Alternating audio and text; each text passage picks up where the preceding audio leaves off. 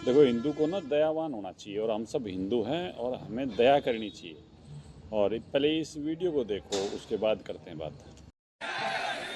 ये बात बोल ली। अच्छा, एक हमको सूचना हमसे जबरदस्ती बुलवाई जा रही, हमारे मुंह से शोभा नहीं देगी, पर वो आवश्यकता है समिति की।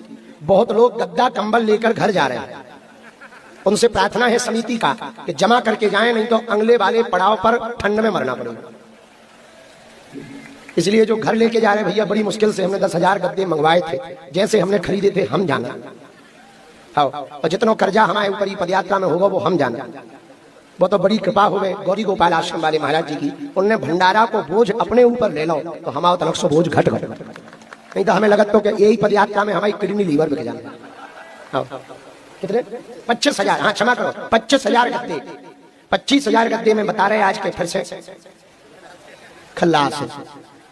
सो पदयात्रा ये सूचना हमने नहीं दी है, पर हमारी समिति ने हमसे कहलवाया है, सो हमने कही है। अब ये जो पदयात्रा थी ना, ये पदयात्रा थी हिंदू की एकता के लिए।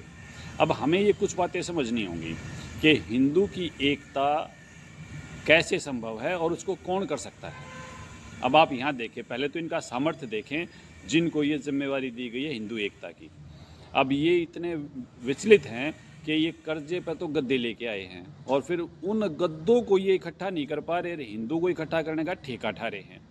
इनका गद्दे बस के नहीं हैं, इनका भोजन भंडारा बस का नहीं है, वो गोपाल आश्रम से उनका धन्यवाद कर रहे हैं। इनका सामर्थ्य देखो, और हमें कोई भी जिम्मेवारी सामर्थ्य के हिसाब से उसको देनी चाहिए। अब इनका सामर्थ्य तो है नहीं, अब सामर्थ्य नहीं है तो क्या होगा, इनके जो फॉलोअर्स हैं वो गालियाँ शुरू कर देंगे। अरे गालियाँ मत दो मेरे भाई, पहले विचार करो। पांडव और कौरव दोनों भाई थे, दोनों हिंदू थे। श्री कृष्ण भगवान उनको एक कर पाए, लाख कोशिश की लेकिन महाभारत नहीं टला। सुग्रीव बाली जो थे दोनों भाई थे, श्री राम जी ने कोशिश की, बाली का वध करना पड़ा, बात बनी नहीं।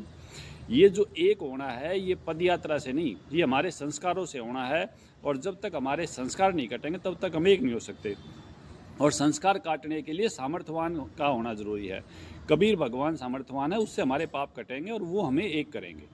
अब वो जो चीज़ है यहाँ दोबारा से आप फिर देख लो, संत रामपाल जी महाराज जी की मैं तुलना नहीं करना चाहता, वह तुलनीय है, लेकिन देखो क्रोथा आश्रम 2006 में भरा आश्रम छोड़ दिया, एक चद्दर उठा के जेल के लिए निकल गए।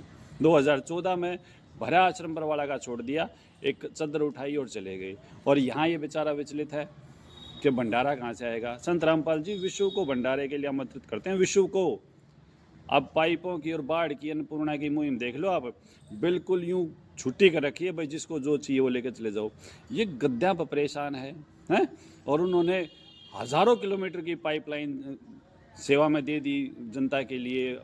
तो आप मैं फिर ये कह रहा हूँ, सामर्थ्य के हिसाब से सेवा देनी चाहिए। और जो सामर्थ्य है ना, वो इस लड़के का जो है, ये अपना गुजारा कर रहा था झाड़े जुड़े ला के, और ये भी राजनीति ने हाईजैक कर लिया। भाई विचार करो। और इस तरीके से जिसकी जो देखो, सिपाही गलत नहीं होता, लेकिन सिपाही में राष्ट्रपति जैसा सामर्थ्य नहीं होता। सिपाही का सामर्थ्य अपनी जगह आदरणीय है, वो भी हमारे लिए ज़रूरी है, लेकिन वो राष्ट्रपति नहीं है। तो सिपाही को राष्ट्रपति मत समझो। और जहाँ तक बात है एकता की, तो एकता वो करेंगे जिसमें एकता का सामर्थ्य है, और वो संत रामपाल जी महाराज जी विराजमान हैं, उनसे एकता होगी। तब तक धैर्य रखो, इंतज़ार करो।